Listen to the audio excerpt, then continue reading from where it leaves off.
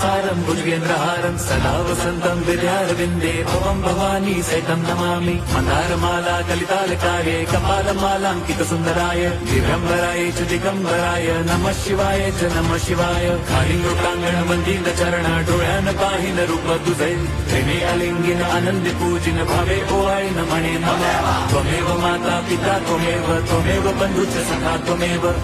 विद्या द्रवणं त्वमेव सर्वं मम देवदेव कायेन वाचा मनसेन्द्रियैर्वा बुद्ध्यात्मना वा प्रकृति स्वभावात् करोमि यद्यत् सकलं परस्मै नारायणायति समर्पयामि अच्युतं केशवं रामनारायणं कृष्णदामोदरं वासुदेवं हरिं श्रीधरं माधवं गोपी